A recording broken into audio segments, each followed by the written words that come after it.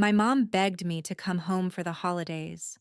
I'm Claire Miller, I'm 30, and like an idiot, I actually thought this Christmas might be different. She called me in London at 3 in the morning, sobbing on FaceTime about how we never see you anymore and how the whole family needs you here. 10 hours on a cramped overnight flight, 2 layovers, a dead phone battery, and I still showed up on her doorstep in San Diego with a suitcase full of gifts for my brother's kids.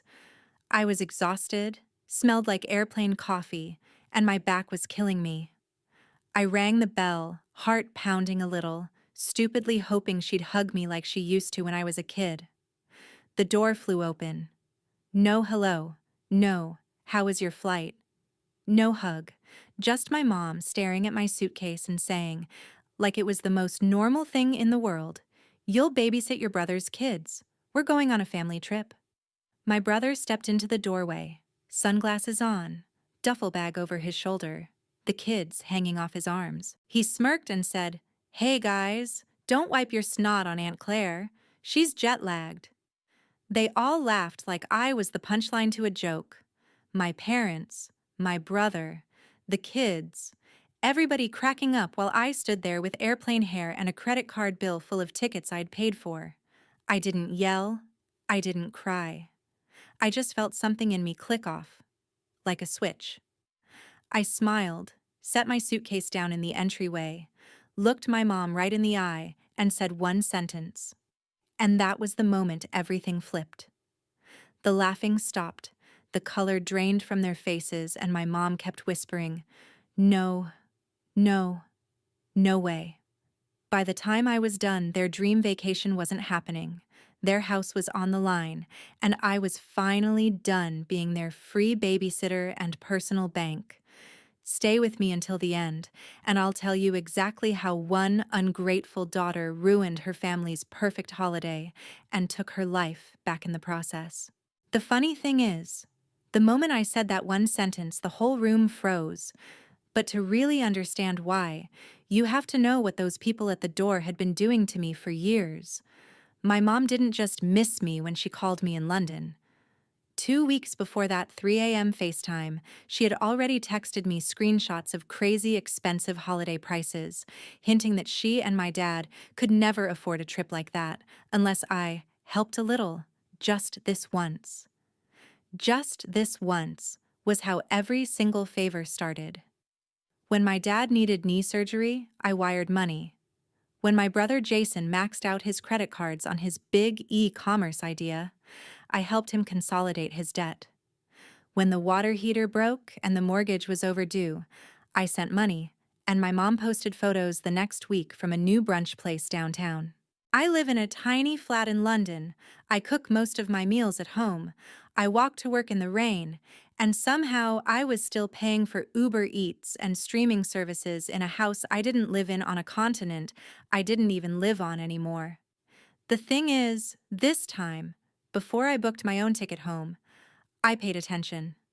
I saved every Zelle transfer, every PayPal receipt, every "thank you, honey, we'll pay you back when things calm down."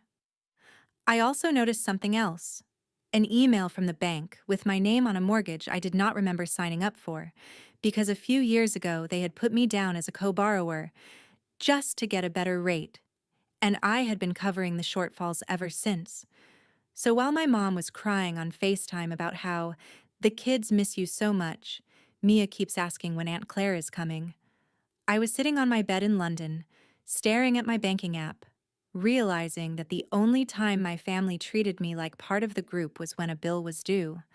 I almost said no. I almost told her to figure it out herself. But then a different thought hit me.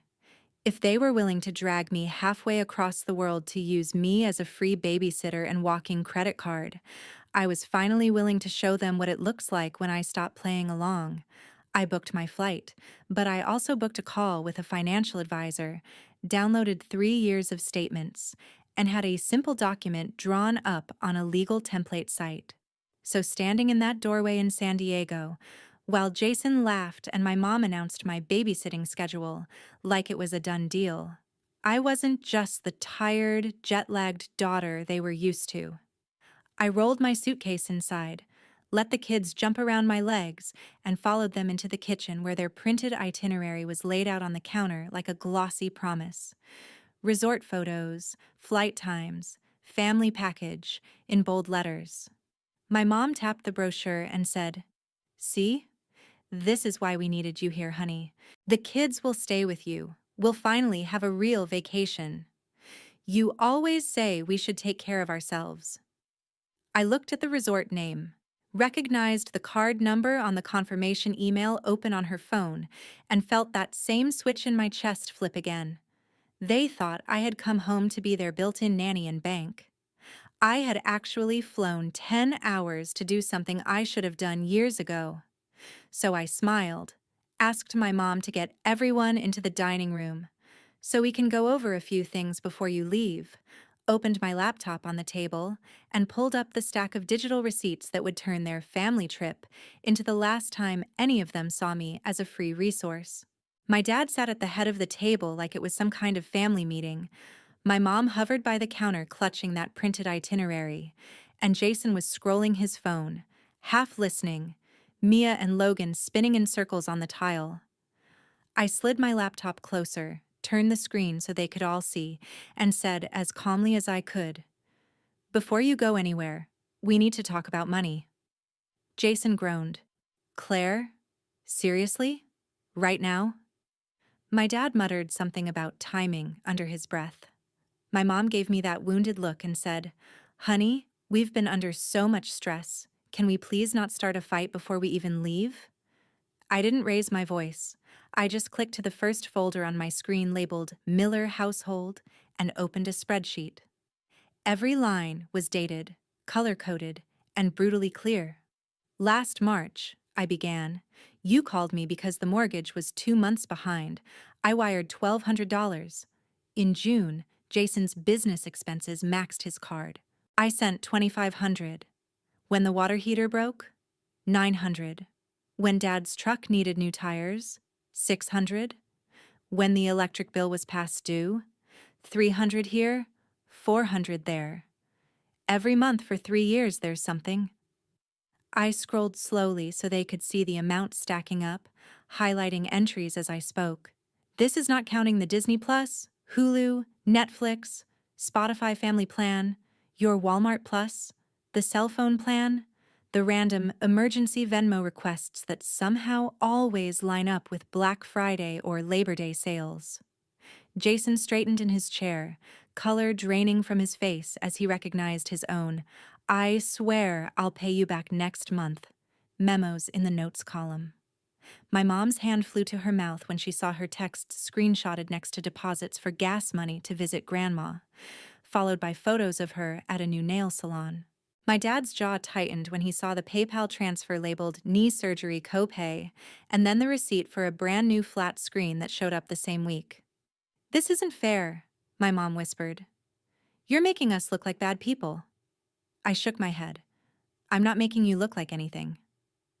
I'm just showing you what actually happened." Then I scrolled to the bottom, to the row in bold. The total number sat there, big and undeniable. "In the last 36 months, I said quietly, "I have sent this house just over $60,000. The room went dead silent. Jason blinked hard. My dad stared at the wall. My mom kept whispering, "No, that can't be right. That can't be right." Like if she said it enough, the math would change. I reached into my bag and pulled out a thin stack of printed pages, slid them onto the table next to the itinerary for their dream resort. "This," I said, "is a simple agreement. It's not a lawsuit. It's not me taking you to court. It's just a record that all of you acknowledge you owe me this money and will start paying it back. Even if it's slowly. $50 a month? 100. Whatever." I had it drafted using a legal template. My advisor looked it over. "All it says is that this," I tapped the 60,000 on the screen, "was not a gift." My dad finally snapped out of his shock.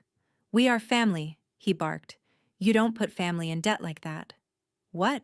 Are you going to sue your own parents?" I met his eyes. Family doesn't hide a mortgage in their daughter's name and call her when the payment's late. Family doesn't spend her money on vacations and brunch, and then tell everyone she abandoned them. My mom flinched like I'd slapped her. Jason grabbed the pages, skimmed the first paragraph, and his voice cracked. This is insane. I can't pay this back. None of us can. I leaned back in my chair. I know, and I'm not expecting you to. Not all at once. But I am done living in a world where you pretend you're victims and I'm some selfish career girl overseas. If you ever tell a neighbor or a cousin or Facebook that I left you with nothing, I will show them these numbers. I will show them every transfer, every bill I covered, every time you chose Starbucks over the electricity bill because you knew I'd bail you out. My mom shook her head over and over, whispering, no, no, no way. You wouldn't do that, Claire. You wouldn't humiliate your own family. I shrugged. I'm not planning to, as long as you stop lying. Then I clicked to another tab, the one with their resort reservation confirmation. The familiar logo filled the screen, along with their names, dates, and a little note at the bottom with the last 4 digits of the card on file. My card. And about that family trip you're so excited about, I added, my voice still calm. You might want to sit down for this part. My dad frowned. What are you talking about? I pointed to the status line under the reservation number. Cancelled. 3 days ago, I called the resort and the airline, I said. Since the bookings were made with my card and my account, I had every right. The package has been refunded. The flight credits have been moved. So when I told you at the door that I wasn't babysitting while you went on vacation, I closed the laptop halfway, just enough to see all their faces at once. What I meant was, there is no vacation anymore. Not without me. Not without my money. Not ever again on my dime. My dad lurched up from his chair when he saw the word canceled, like he could intimidate the screen into changing. You had no right, he snapped. Those are our tickets. I didn't even flinch. They were bought with my card, from my account, with my money, I said. The right was all mine. He opened his mouth to argue, but I was already clicking to the next window. And that brings me to the house we're sitting in right now. On the screen was an email from the bank with both our names on it. Gary Miller and Claire Miller, co-borrowers. My dad stared at it, his face draining of color. My mom whispered, Claire, please, not this. We told you it was just paperwork. I swallowed the familiar ache in my throat. You told me it was a formality, I said. You told me it wouldn't affect me, but I've been the one covering short payments on this mortgage for years. Every time you forgot a bill, it hit my credit too. I clicked a button and a small video window popped up in the corner of the screen. My financial advisor's face appeared, framed by a home office in London. We had spoken before I ever got on the plane. Hi, Claire, she said. Is now still a good time? I turned the laptop slightly so my parents could see. Perfect, I said. You remember my family situation. My dad hissed. Who is this? I answered without looking at him. This is the person who helped me understand exactly what being a co-borrower on your mortgage means, and what my options are now that I'm done bailing you out. The advisor introduced herself politely, then got straight to the point. In calm, measured language, she explained that as a co-borrower, my credit was tied to this house, that missed payments and constant shortfalls were hurting me, and that I had the right to go to the bank and request to be removed from the loan. In practice, she continued, that means the lender would require the remaining borrower or borrowers to qualify on their own. They might have to refinance, or in some cases, if they cannot meet the requirements, the property may need to be sold to satisfy the debt. My mom shook her head. You can't do that, she said, her voice trembling. We can't afford to move. We can't afford a higher payment. The advisor's voice stayed gentle. That is between you and the lender, ma'am. What I can say is Claire is not obligated to keep her name on a loan that she is not truly benefiting from, especially when she is the one making up the difference. I thanked her and ended the call, my heart pounding so hard I could feel it in my teeth. The room felt smaller, like the walls were inching inward. My dad rounded on me. You're going to make your own parents homeless over some numbers on a screen? I looked him straight in the eye. No, I am going to stop letting you gamble with my future while you act like I owe you my entire life. If you can afford resorts and plane tickets when you think I'll be here to babysit, you can afford to sit down with a bank and figure out how to pay for your own house. I reached into my bag again and pulled out a folded letter. This is my formal notice that I'll be stopping all automatic payments related to this property, I said. The bank will contact you directly from now on. I'm also closing the joint checking account Mom convinced me to open, just in case there's an emergency. I air quoted the words without meaning to. My mom made a choked sound. But that's where the grocery money comes from, she said. That's where we pay utilities. How are we supposed to manage all this? I took a breath, steady and slow. The same way every other adult in this country does, I replied. With your own income, with your own budgeting, with your own consequences when you overspend. I opened another tab showing the monthly auto drafts I had set up over the years. Mortgage supplement, power, internet, streaming bundles, grocery deliveries, car payment top-ups. All of them had my name next to the word payer. As of today, I said, my cursor hovering over the cancel button for each one, these stop. You will get your own bills, in your own names. If they're late, that's between you and the companies, not me and my credit score. Jason finally spoke up, panic rising in his voice. Claire, you can't just pull everything away at once. At least give us time. I'm looking into more hours. I'll sign up for more delivery shifts, I swear. Just don't screw us like this. I turned to him. You're 34 years old, I said. You have 2 kids. You should have been doing that years ago without me dangling in the background as a safety net. He stared at the table, jaw clenched. For a second I almost softened. Almost slipped back into the role they had written for me. The fixer. The quiet helper. The girl who would cry in the shower and then open her banking app and make it all go away. But then I remembered the way they had laughed at the door, the way my mom had said, "You'll babysit," like it was a line item on their to-do list, and that softer part of me shut right back down. I hit cancel on the auto-pays, one by one. Confirmation emails pinged my phone. My mom's breathing got faster. My dad sank back into his chair, staring at nothing. "This is cruel," he muttered. "You're punishing us." I shook my head. "No. I'm finally stepping out of a role you all wrote without asking me, and I'm giving you the chance to be honest about what you can actually afford without hiding behind my bank account." I closed the laptop and stood up, my legs shaky but steady enough. "After this," I said, "if you decide to tell anyone that I abandoned you, just remember I have every receipt, every bill, every transfer. I'm done being the villain in the story you tell other people to make yourselves feel better." I picked up my suitcase and added quietly, "You wanted a real vacation. Maybe this is it. A vacation from pretending I'm your built-in solution to every bad decision. Let's see how you handle life without that."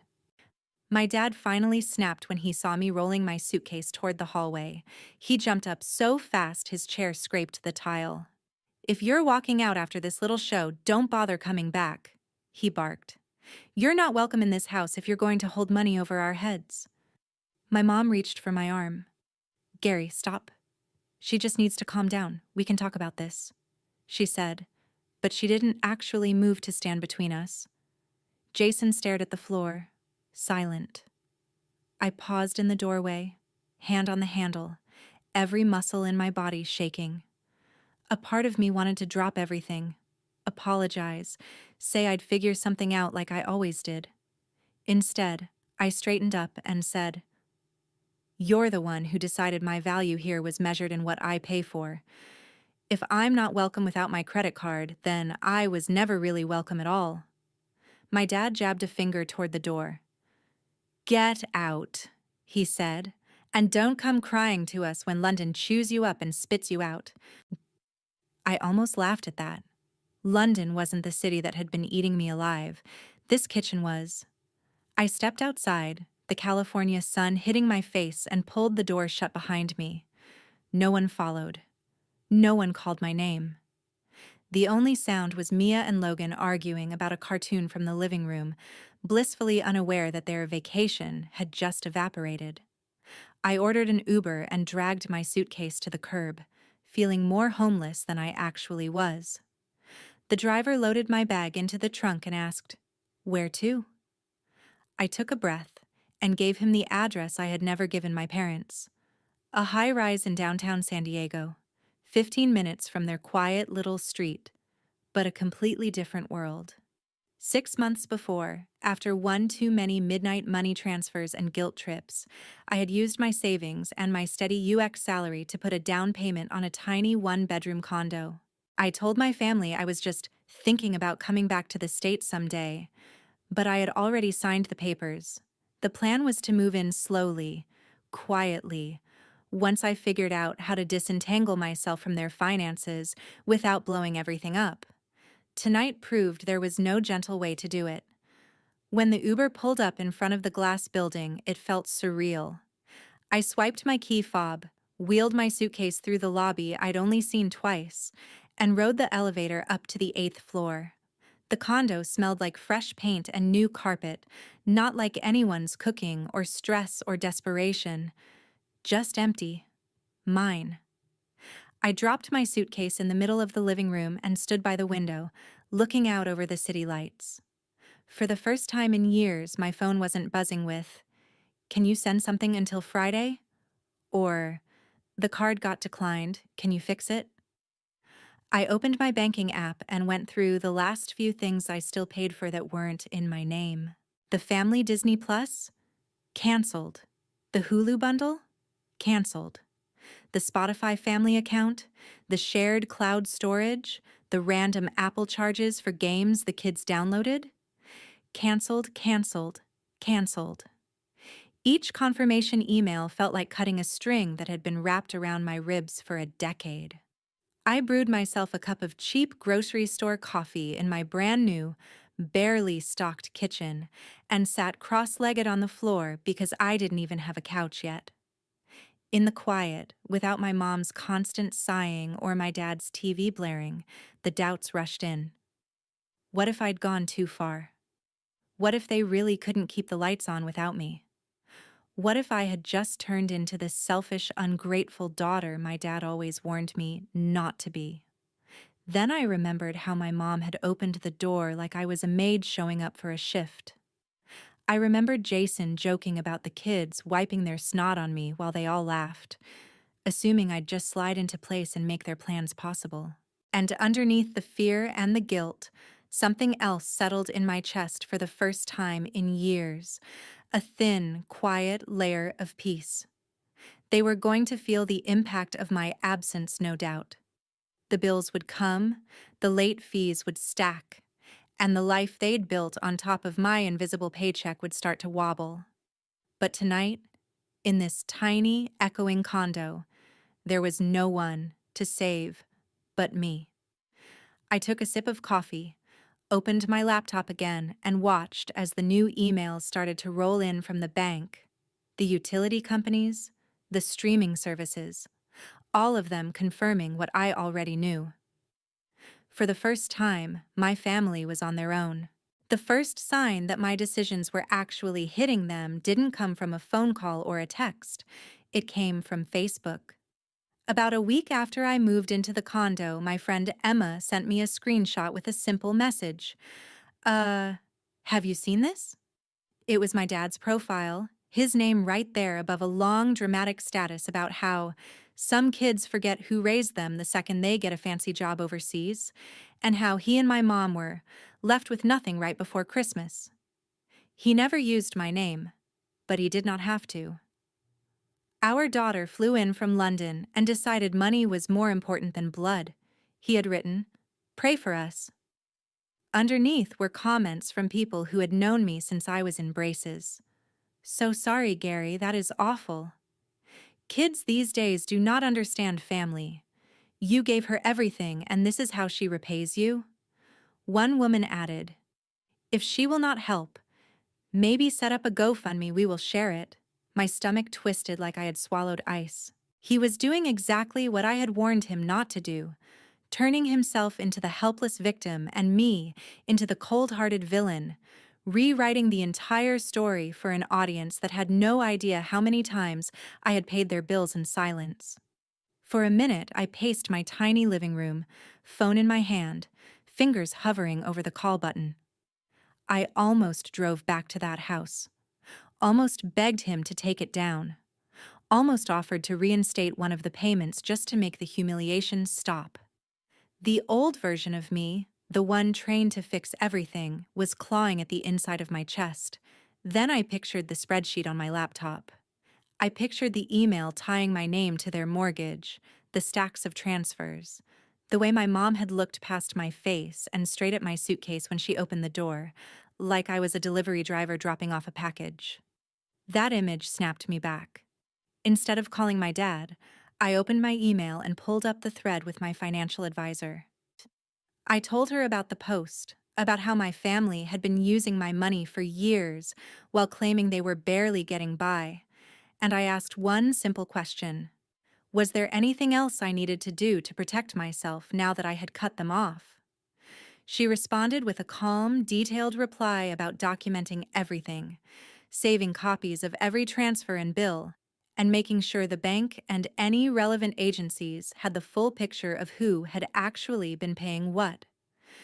She mentioned that in situations like mine, where one person is unofficially propping up a household that is also receiving certain benefits or claiming hardship, it can be appropriate to ask for things to be reviewed, just to make sure everything is above board. I did not need a step-by-step manual. I just needed to know I was not crazy for thinking something was off. Over the next few weeks, while my dad kept posting vague complaints about ungrateful kids and this generation, envelopes started showing up at the house on their quiet cul-de-sac. I did not see them myself, but my mom's frantic texts told me enough. "Did you talk to the bank?" She wrote one morning. "We got a letter about reassessing the loan. They want updated information." Another day, early on a Monday, came a barrage of messages. "There is something from the IRS. I am freaking out. I thought you said everything was fine. Why are they asking questions?" I had never said everything was fine. I had said I was done smoothing things over in the dark. The bank wanted updated documents for the mortgage. The utility companies wanted full payment instead of the partial ones I had been slipping in at the last second, like some invisible janitor cleaning up a mess no one else acknowledged. The comfortable fog they had been living in was thinning, and there was nothing left to hide behind except the reality of what they could actually afford. Jason finally texted asking to meet at a coffee shop near my building. When he walked in, he looked smaller without the sarcasm to puff him up. Dark circles under his eyes, stubble he had clearly not had time to shave, a delivery bag slung over his shoulder. He dropped into the chair across from me and got straight to it. "Dad needs to shut up online," he said, rubbing his face. "Those posts are making everything worse. He is embarrassing himself. And Mom, and honestly me too. And I know you are mad, but some of this, the letters, the calls, you did something, right?" I took a slow sip of coffee, letting him sit in the discomfort for a second before I answered. "What I did was stop pretending we were all being honest," I said. "I talked to professionals. I made sure my name would not go down with a ship I was not steering. If that means some systems are finally noticing where the money has actually been coming from, that is not my fault." He stared at the table, then admitted he had signed up for more shifts, sold some of his old tech gear, moved his kids into a smaller room so he could take on a roommate and cut rent. "It sucks," he said, voice low, "but for the first time I am actually seeing what stuff costs. Like, really seeing it. Groceries, gas, daycare. I did not get it before. I just knew if it got bad enough, someone would text you." Meanwhile, my mom was selling designer bags and home decor she had bragged about on social media, listing them on Marketplace with captions like "barely used," when I knew exactly how often she had carried them to brunch. The new television my dad bought after his surgery, the one he justified as recovery entertainment, disappeared from the living room in my cousin's holiday photos, replaced by an old boxy set from the garage. Their truck was finally repossessed one gray morning after too many missed payments, the kind of scene they used to cluck their tongues at when it happened at a neighbor's house. Now it was their driveway, their sidewalk, their embarrassment as the tow truck hauled away a symbol of a lifestyle they could no longer fake. Through all of it, my dad kept my number unblocked, but he never once called to apologize or tell the truth. He just kept throwing little grenades online, vague posts about betrayal and ingratitude, hoping someone would pick them up and carry them to me so I would feel guilty enough to crawl back. He told anyone who would listen that his daughter had abandoned him for money and status, conveniently leaving out that most of the money had been flowing in the opposite direction for years. I did not respond publicly, did not jump into the comments to defend myself, did not write my own dramatic post with screenshots attached, even though the petty part of me desperately wanted to. I did not have to. I had my receipts. I had my advisor. I had my own credit finally starting to disentangle from theirs. And more importantly, I had distance. Every time I saw someone share his story about the cold daughter in London, or heard through the grapevine that he was holding court at the bar about what a disappointment I was, all I could think was that if they knew the real math, if they saw even one page of that spreadsheet, they would not be asking why I walked away. They would be asking how I managed to stay as long as I did. By the time Christmas rolled around again, the Miller house had turned into a different universe, and so had mine. I found out the pieces in strange little ways. A tagged photo of my mom at a discount store instead of her usual boutique. A grainy picture of Jason's kids in a small apartment instead of my parents' backyard. Comments from mutual friends asking if everything was okay. I didn't reach out. I focused on my job in San Diego, on building my portfolio, on decorating my condo one paycheck at a time. I bought a secondhand couch, a fake tree for the corner, and strung up cheap fairy lights that made the place look warmer than it had any right to feel. Then, one rainy Tuesday in December, someone knocked on my door. When I checked the peephole, my stomach dropped. It was my mom. She looked smaller somehow. No full face of makeup, no carefully styled hair, just a tired woman clutching a reusable grocery bag to her chest like a shield. I let her in, heart pounding. She stood in the middle of my little living room and turned in a slow circle, taking in the couch, the view, the tiny Christmas tree with 3 mismatched ornaments. "I didn't know it looked like this," she said softly. "I always pictured you in something bigger, fancier." I shrugged. "This is what I can afford, without paying for 2 households." She winced like the words physically hurt. Then she opened the bag and pulled out an envelope. Inside was a check. Not for 60,000, not even close. But it was something. "It's from selling things," she said quickly, eyes shiny. "Bags, some jewelry, that coffee table you hated. And I've been picking up extra shifts at the office. It's not much, but it's a start." I told Jason we can't pretend it was all a misunderstanding anymore. For a second, I just stared at the check. It wasn't about the amount. It was about my mother, who had spent years acting like my money grew on trees, standing in my small, very human-sized living room and admitting, out loud, that she'd treated me like an ATM. She sat down on the edge of the couch and started crying. Not the manipulative, loud sobbing from the 3 a.m. FaceTime call. Quiet, broken little sounds. "Your father still says you betrayed us," she said. "He tells everyone you turned on your family because you think you're better than us. But I can't keep saying it. Not after seeing those papers. Not after the bank letters. We did use you. I did." I sat next to her, leaving space between us. "I'm not asking you to hate him," I said. "I'm asking you to stop letting him rewrite what happened just so he doesn't have to feel guilty." She nodded, wiping her face. "Jason's working," she added. "Like, really working. Driving late nights, doing warehouse shifts. He moved into a smaller place. The kids share a room now, but at least it's a place he pays for himself.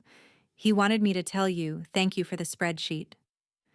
I actually laughed at that, a short, surprised sound. "I didn't make that for him," I said. "I made it for me." She looked at me carefully. "Do you think someday we could have a Christmas where you come over and it's just dinner? No money talk, no hidden bills. Just us?" My throat tightened. "Maybe," I said, "but that only happens if everyone in that house understands I am not their safety net anymore. If I come, it's because I want to, not because there's a payment due." She nodded again, stood up, and hugged me, a real hug this time, the kind I'd been chasing for years. When she left, I slipped the check into a drawer. I didn't cash it right away. I just needed to know that, for once, the flow of money was pointed in the other direction. As for my dad, the last thing I saw from him was another vague post about family turning their backs. I muted him, then finally blocked his profile and his number. It felt less like slamming a door and more like closing a wound that refused to heal. That Christmas Eve, I sat alone on my couch, tree lights blinking, a cheap mug of hot chocolate in my hands, and for the first time in my life, I didn't feel obligated to be anywhere else. No flights, no babysitting schedule, no emergency transfers. Just quiet. Just mine. Here's what I learned. Family doesn't stop being family just because you say no. The people who truly love you will eventually adjust to your boundaries. The ones who were only there for what you could provide will call you selfish the moment you stop bleeding for them. It hurts. It's lonely. But sometimes distance is the only way to stop drowning in someone else's bad decisions. So let me ask you this. If the people draining your bank account and your sanity share your last name, would you keep paying the price just to be called loyal? Or would you walk away like I did and finally give yourself permission to be your own family first?